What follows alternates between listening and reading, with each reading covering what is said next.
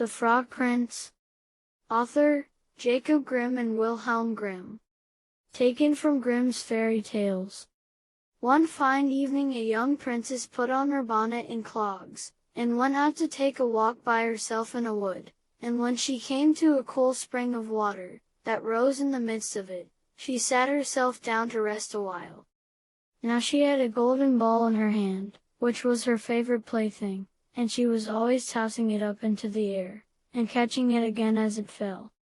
After a time she threw it up so high that she missed catching it as it fell, and the ball bounded away, and rolled along upon the ground, till at last it fell down into the spring. The princess looked into the spring after her ball, but it was very deep, so deep that she could not see the bottom of it. Then she began to bewail her loss, and said, "Alas! If I could only get my ball again, I would give all my fine clothes and jewels, and everything that I have in the world." While she was speaking, a frog put its head out of the water, and said, "Princess, why do you weep so bitterly?" "Alas!" said she, "what can you do for me, you nasty frog? My golden ball has fallen into the spring." The frog said, "I want not your pearls, and jewels, and fine clothes, but if you will love me, and let me live with you and eat from off your golden plate, and sleep upon your bed, I will bring you your ball again." "What nonsense," thought the princess, "this silly frog is talking. He can never even get out of the spring to visit me, though he may be able to get my ball for me, and therefore I will tell him he shall have what he asks." So she said to the frog, "Well, if you will bring me my ball, I will do all you ask."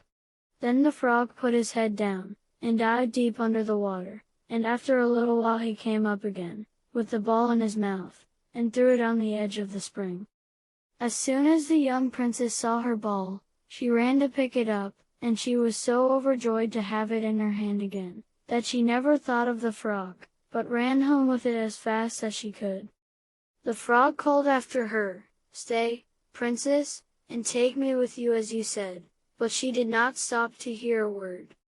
The next day, just as the princess had sat down to dinner, she heard a strange noise, tap, tap, plash, plash, as if something was coming up the marble staircase, and soon afterwards there was a gentle knock at the door, and a little voice cried out and said, "Open the door, my princess dear, open the door to thy true love here. And mind the words that thou and I said by the fountain cool, in the greenwood shade." Then the princess ran to the door and opened it, and there she saw the frog, whom she had quite forgotten.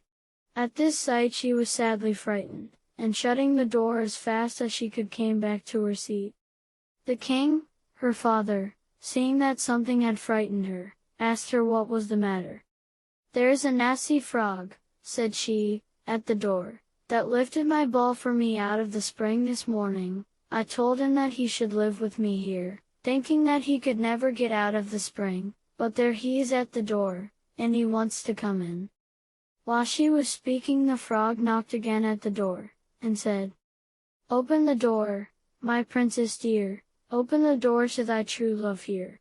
And mind the words that thou and I said by the fountain cool, in the greenwood shade."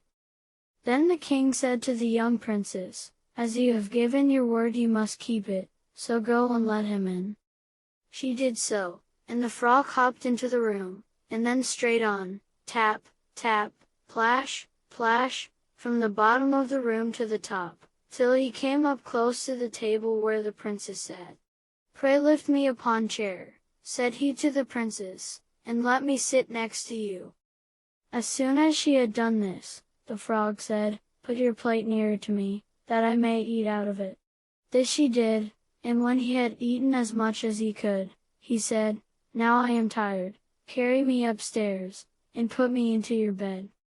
And the princess, though very unwilling, took him up in her hand, and put him upon the pillow of her own bed, where he slept all night long. As soon as it was light he jumped up, hopped downstairs, and went out of the house.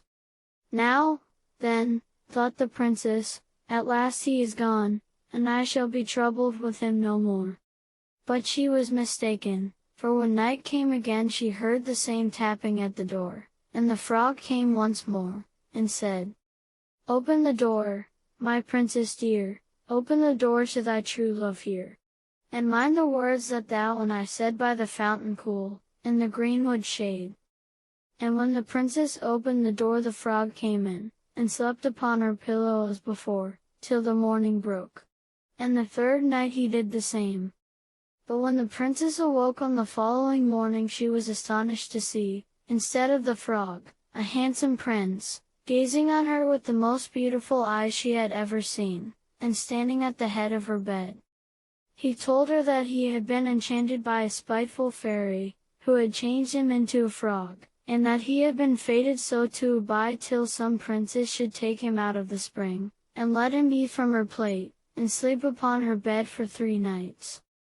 "You," said the prince, "have broken his cruel charm, and now I have nothing to wish for but that you should go with me into my father's kingdom, where I will marry you, and love you as long as you live." The young princess, you may be sure, was not long in saying yes to all this, and as they spoke a gay coach drove up, with 8 beautiful horses, decked with plumes of feathers and a golden harness, and behind the coach rode the prince's servant, faithful Heinrich, who had bewailed the misfortunes of his dear master during his enchantment so long and so bitterly, that his heart had well nigh burst. They then took leave of the king, and got into the coach with 8 horses, and all set out, full of joy and merriment, for the prince's kingdom, which they reached safely, and there they lived happily a great many years.